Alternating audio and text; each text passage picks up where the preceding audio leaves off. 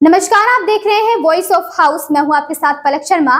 आइए नजर डालते हैं खबर की ओर। कल नीति आयोग की बैठक पर कांग्रेस नेता पवन खेड़ा का कहना है, जब पीएम मोदी पूरे चुनाव प्रचार के दौरान डबल इंजन सरकार की बात कर रहे थे तो हमने सोचा था कि वह चुनाव के बाद रुक जाएंगे, लेकिन बजट में भी उन्होंने दोनों राज्यों के लिए अपना खजाना खोल दिया जिस पर वे निर्भर है, चाहे वह नीतीश कुमार की पार्टी हो या एन चंद्रबाबू नायडू की पार्टी। राजस्थान और महाराष्ट्र को दंडित किया गया क्योंकि भाजपा को इन दोनों राज्यों में पर्याप्त सीटें नहीं मिली।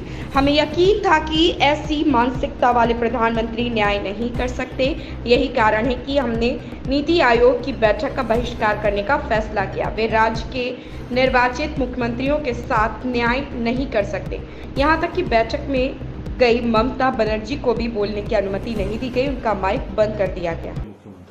चुनाव प्रचार में जब प्रधानमंत्री डबल इंजन करते हुए पूरे देश में घूम रहे थे, हमने सोचा कि चुनाव प्रचार खत्म हो जाएगा, चुनाव खत्म हो जाएगा, उसके बाद कम से कम इस तरह की जुबान का इस्तेमाल नहीं करेंगे। लेकिन जब बजट आया तो आपने देखा कि जिन दो राज्यों की सरकारों पर वो निर्भर हैं, जिन पार्टियों पर वो निर्भर हैं, वो नीतीश जी की पार्टी हो या नायडू जी की पार्टी हो, उस दो राज्यों के लिए उन्होंने पूरा भरपूर खजाना खोला।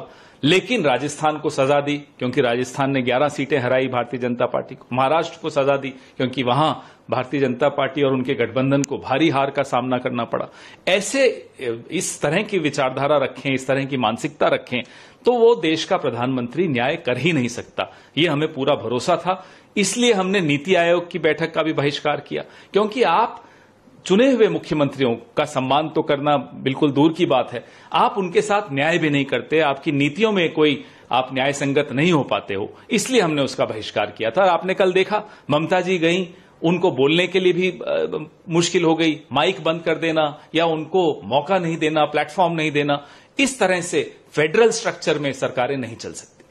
सर, लेकिन सत्ता पक्ष क्या है, पूरी सफाई गए और राजनीतिक इस बात को इस तरीके से ले रहे हैं कि इंडिया ब्लॉक में भी कहीं ना कहीं छेद है। देखिए, ममता बनर्जी चली गई, जब इंडिया ब्लॉक के बाकी लोग जा रहे हैं, ममता बनर्जी नहीं तो भी ममता बनर्जी वहां होके आती है, उसमें हिस्सा। तो इन्हें क्या शिकायत है कि ममता जी क्यों आई?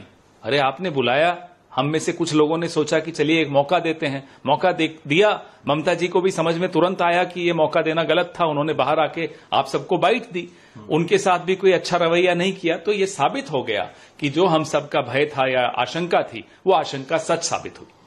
इस खबर में बस इतना ही। देखते रहें voice of house. Latest update से जुड़े रहने के लिए हमारे चैनल वॉइस ऑफ हाउस को सब्सक्राइब करें, लाइक करें और बेल आइकन दबाना बिल्कुल ना भूलें।